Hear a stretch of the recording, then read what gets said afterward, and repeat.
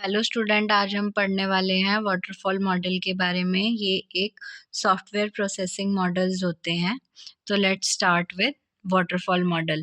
Waterfall model जो है वो हमारा फर्स्ट सॉफ्टवेयर प्रोसेसिंग मॉडल होता है जो कि लीनियर सिक्वेंशियल होता है।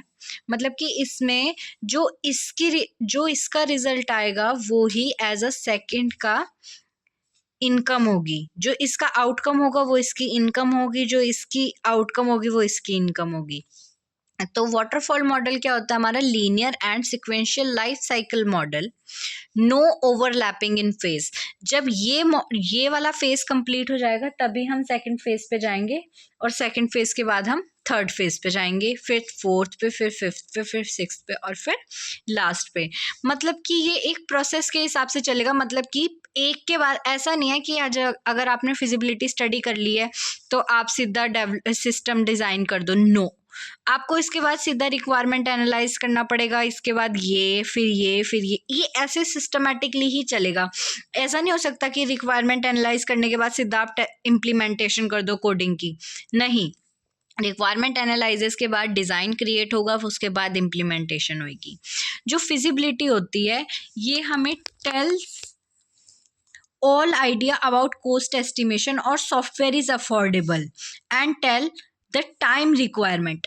जो फिजिबिलिटी स्टडी होती है ना, ये हमें टोटल ओवरकम देती है कि भाई जो हम सॉफ्टवेयर बना रहे हैं वो अफोर्डेबल है, उसमें कितनी कॉस्ट लगेगी, उसमें कितना टाइम लगेगा, क्या क्या चीज़ की रिक्वायरमेंट है, कितने बंदे हमें रिक्वायर्ड है, वो सब हमारा फिजिबिलिटी स्टडी में आता है।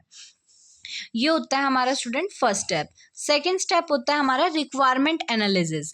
इसमें क्या होता है, हम ये चेक करते हैं कि भाई सॉफ्टवेयर को बनाने के लिए रिक्वायरमेंट किस किस चीज़ की है, वो एनालाइज करते हैं। उसके बाद एक ब्लूप्रिंट बनाते हैं। जो हमारा थर्ड पार्ट होता है वो होता है डिज़ाइन। ब्लूप्रिंट बनाएंगे हम रिक्वायरमेंट्स को देख के। उसके बाद हम कोडिंग करते हैं, इम्प्लीमेंटेशन करते हैं। उसके बाद हम टेस्टिंग करते हैं, unit test, integration testing, user acceptance testing, white box testing, black box testing, जोन सी हमें टेस्टिंग रिक्वायर्ड होती हैं। फिर सिक्स होता है डिप्लॉयमेंट। अब हमने बना तो दिया, उसको टेस्ट भी कर लिया, हमने इम्प्लीमेंट भी कर लिया, डिज़ाइन भी बना लिया, उसको टेस्ट भी कर लिया, सब हो गया। अब जो चीज़ हमने बनाई है उसको मार्केट में लॉन्च भी तो करना पड़ेगा कि उसको वो करें कि भाई ये हो जाए, यूजफुल वे में वो डिप्लॉयड हो जाए। उसके बाद लास्ट स्टेज आती है मेंटेनेंस। ये जो हमारी स्टेज है वो यूज़र पे डिपेंड करती है। मतलब कि जैसे यूज़र बताएगा कि भाई तुमने ये गलती करी है या वो गलती करी है, उनको और ऐसे उसमें आगे आगे आपको क्या क्या आउटकम इनकम डालनी है वो ये बताता है। उसके बाद हम बात करते हैं इसी में, it is a simple and classical model. मतलब इट्स वेरी सिंपल, एक स्टेप के बाद दूसरा, दूसरे के बाद तीसरा। अगर ये फ्लो याद है तो मतलब वाटरफॉल मॉडल अच्छे से याद है। लेकिन इसमें एक चीज़ और होती है कि अगर हमने रिक्वायरमेंट एक बार एनालाइज कर ली, सिस्टम डिज़ाइन कर लिया और इम्प्लीमेंटेशन हो गई, तो अगर हमें सिस्टम डिज़ाइन में कुछ भी चेंज करना है तो वो हम नहीं कर सकते, हम रिवर्स नहीं जा सकते। नो रिवर्स, हम रिवर्स नहीं जा पाएंगे। Good for small and simple model with clear technical problem. जो ये वाटरफॉल मॉडल होता है ये स्मॉल एंड सिंपल मॉडल के लिए ही काम करता है, जिनमें टेक्निकल प्रॉब्लम पहले से ही क्लियर होती हैं। सारे जितने भी टेक्निकल इश्यूज होते हैं वो हमें पहले ही पता होते हैं। उसके बाद आते हैं हमारे वाटरफॉल मॉडल के एडवांटेजेस।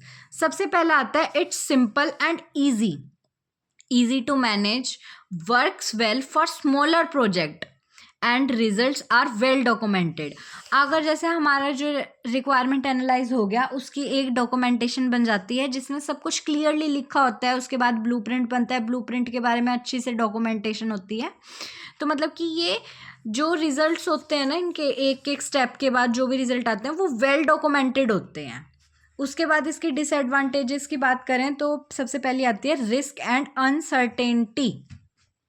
मतलब कि एक तो इसमें रिस्क बहुत होता है कि मतलब अब वही जो मैंने बताया कि अगर हम इस लेवल पे पहुंच चुके हैं तो हम इससे ऊपर रिवर्स नहीं जा सकते, कि अगर इसमें हमें ऐसा लग रहा है ना कोई गलती है, वी कांट डू चेंज, हमें उसको साथ में ही रखना पड़ेगा, उसको फ्लो में रखना पड़ेगा। वो मेंटेनेंस में ही हम बाद में करेंगे, जो करेंगे उसमें वर्जन जो अपडेट वगैरह करेंगे। लेकिन अगर हम नीचे जा चुके हैं तो हम ऊपर वाली स्टेज में नो रिवर्स ऑप्शन होता है इसमें। अब जैसे कि अनसर्टेनिटी से इसलिए बोलते हैं कि जस्ट सपोज एक कस्टमर ने फीडबैक दी कि उसे ये रिक्वायरमेंट है और वो रिक्वायरमेंट एनालिसिस में होगी, उसका ब्लूप्रिंट बन गया, उसकी इम्प्लीमेंटेशन होगी, उसकी टेस्टिंग भी होगी। अब क्या हुआ, जो हमारी कस्टमर की डिमांड थी वो चेंज होगी, लेकिन अब उसमें तो चेंज नहीं हो सकता। अगर उसका कस्टमर का मूड बदल चुका है तो डेवलपर उसमें कुछ नहीं कर सकता, क्योंकि वो हो चुका है पहले ही। Not for big and complex projects, ये सिंपल प्रोजेक्ट्स के लिए इसलिए सुटेबल होता है क्योंकि उसमें हमें ज़्यादा दिमाग मारने की जरूरत नहीं है। बिग में ज़्यादा हमारी कॉस्ट एस्टिमेशन भी ज़्यादा होती है और मतलब कि सारी रिक्वायरमेंट हमें ज़्यादा चाहिए होती है, इसलिए वाटरफॉल मॉडल उस लेवल पे काम नहीं करता। Not for project where requirement are changing, जहाँ पे रिक्वायरमेंट वही बताया ना मैंने, अगर हम सेकंड स्टेप पे चले गए तो हम फर्स्ट स्टेप में रिवर्स नहीं जा सकते। यहाँ पे ये काम नहीं करेगा उस जगह कि जहाँ पे हमें चेंज करना हो ऊपर वाली में। Therefore can't accommodate changing requirement, वही बात होगी कि चेंजिंग जो भी चेंज करना होता है वो हम इसमें चेंज नहीं कर सकते। Thank you students, I hope आपको समझ आया हो। इससे नेक्स्ट वीडियो में मिलते हैं।